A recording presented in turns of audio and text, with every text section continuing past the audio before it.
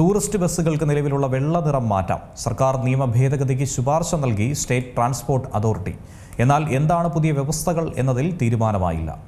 വലിയ പോസ്റ്ററുകളും സിനിമാ താരങ്ങളുടെ ഫോട്ടോകളും ബഹുവർണ്ണ ചിത്രങ്ങളും കണ്ണഞ്ചിപ്പിക്കുന്ന ഗ്രാഫിക്സുകളും വ്യാപകമായി ഉപയോഗിച്ചിരുന്ന നമ്മുടെ പഴയ കേരളത്തിലെ ടൂറിസ്റ്റ് ബസ്സുകളെ ഓർമ്മയുണ്ടോ? എന്നാൽ ഇത്തരം അമിത അലങ്കാരങ്ങൾ റോഡിലൂടെ പോകുന്ന മറ്റു വാഹനങ്ങളിലെ ഡ്രൈവർമാരുടെ ശ്രദ്ധ തിരിക്കും എന്നതും അത് അപകടങ്ങൾക്ക് കാരണമാകും ചെയ്യും എന്നായിരുന്നു മുൻപ് അധികൃതർ കണ്ടെത്തിയത്.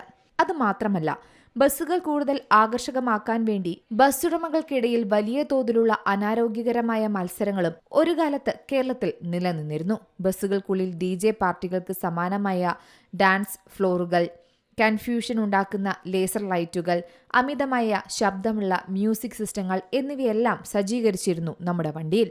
എന്നാൽ വടക്കാഞ്ചേരിയിലുണ്ടായ അപകടത്തിന് ശേഷം എല്ലാം മാറിമറിഞ്ഞു. കർശനമായ പരിശോധനകൾ വന്നു. അമിത ലൈറ്റുകളും നിയമവിരുദ്ധമായ ശബ്ദ സംവിധാനങ്ങളും പല വർണ്ണങ്ങളിലുള്ള ഗ്രാഫിക്സുകളുമെല്ലാം ഒഴിവാക്കാൻ മോട്ടോർ വാഹന വകുപ്പ് നിർദ്ദേശിച്ചു. എന്നാൽ ഇപ്പോഴിതാ സംസ്ഥാനത്തെ ടൂറിസ്റ്റ് ബസ്സുകൾക്ക് നിലവിലുള്ള ഏകീകൃത വെള്ളനിറം മാറ്റാമെന്ന് വ്യക്തമാക്കിയിരിക്കുകയാണ് സ്റ്റേറ്റ് ട്രാൻസ്പോർട്ട് അതോറിറ്റി. ഇതുമായി ബന്ധപ്പെട്ട് ഉത്തരവുമിറക്കി. ടൂറിസ്റ്റ് ബസ്സുകളുടെ നിറമാറ്റവുമായി ബന്ധപ്പെട്ട പുതിയ ശുപാർശ അതോറിറ്റി സംസ്ഥാന സർക്കാരിന്റെ പരിഗണനയ്ക്ക് സമർപ്പിച്ചു. അതായത് ടൂറിസ്റ്റ് ബസ്സിന്റെ നിറവും റോഡ് സുരക്ഷയും തമ്മിൽ ബന്ധമുണ്ടെന്നതിന് ശാസ്ത്രീയമായ യാതൊരു അടിസ്ഥാനവുമില്ലെന്നാണ് സ്റ്റേറ്റ് ട്രാൻസ്പോർട്ട് അതോറിറ്റിയുടെ പ്രധാന കണ്ടെത്തൽ. ഇതിന്റെ അടിസ്ഥാനത്തിലാണ് നിലവിലെ വെള്ള നിറം മാറ്റാൻ തീരുമാനമായിരിക്കുന്നത്.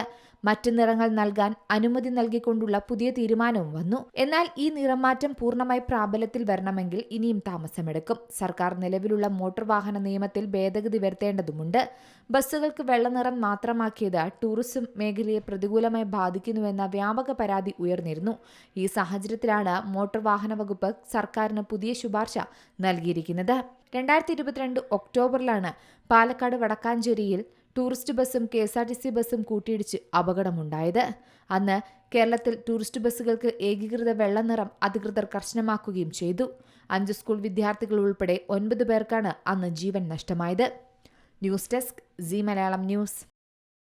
ഏറ്റവും പുതിയ വാർത്തകളും വിശേഷങ്ങളും വിരൽത്തുമ്പിലറിയാൻ സീ മലയാളം ന്യൂസ് എല്ലാ ഡിജിറ്റൽ പ്ലാറ്റ്ഫോമുകളിലും ലഭ്യം.